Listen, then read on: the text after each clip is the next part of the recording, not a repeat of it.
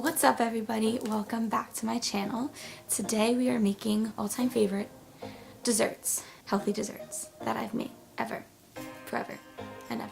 So they are black bean brownie halo top ice cream sandwiches. First of all, I know black bean and brownie, you've probably never thought that those two would go together, but they're really good. I promise you, if you just give them a chance, they're gluten-free, dairy-free, vegan, probably something else too. The black bean brownie recipe is actually chocolate covered Katie. She is on Instagram. It's her recipe. And I tweaked a little bit and took out some of the things that she has in there. But if you want the full recipe, I will put her link down below. But anyway, I think we should get into the ingredients we're using because there are some things that are a little bit specific about the ingredients that I want you guys to understand before you go ahead and make them. So the first thing we're obviously going to need is a can of black beans.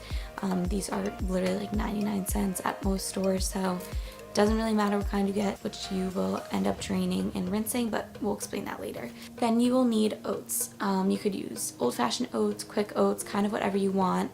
The person who actually made the chocolate covered Katie, on her recipe she says to use quick oats. I used old-fashioned oats and it came out perfectly fine, so you could use whatever you want. Just make sure they're plain oats. Make sure they don't have any sugar or cinnamon or anything else in them, just plain oats. Next thing we will need is baking powder.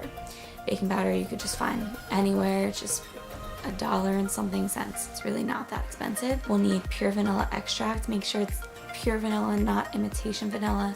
Imitation vanilla has a lot of sugar and artificial sweeteners and alcohols that try to imitate the taste of vanilla. Actual vanilla and pure vanilla extract is really not bad for you. We will also need honey or maple syrup. So I'm using Walden Farms International maple syrup.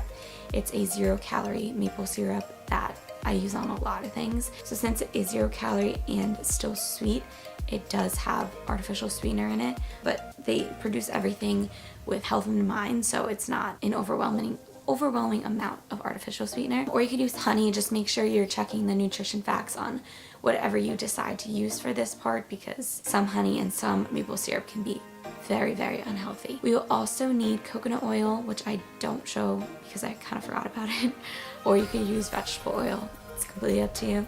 100% unsweetened cocoa powder. Make sure it's the unsweetened kind. They do sell sweetened kind and they usually are right next to each other, so make sure you grab the unsweetened kind. And we'll need chocolate chips. So I'm using 100% dark chocolate chocolate chips. You can use stevia sweetened chocolate chips if you want. You could use milk chocolate if you want. I would stay away mostly from the sugar-free chocolate chips because the sugar-free is how they'll try to get you to buy them. They're more expensive than the regular ones, and instead of sugar they put in a lot of sugar alcohols and artificial sweetener, which end up making the carbs go up anyway. So they have basically the same nutrition value, just the regular chocolate chips have more sugar, but it's fine because they're brownies anyway. So, and of course, halo top of your choice. I'm using peanut butter cup halo top. You can also use, if you want to make it extremely non-dairy and vegan friendly, you can just use the dairy-free versions that Halo Top has,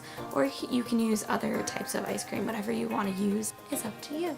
So those are the ingredients that we'll be using, and we'll also need a blender or a food processor. I would suggest using a food processor, but I don't have one at school, so I used the blender.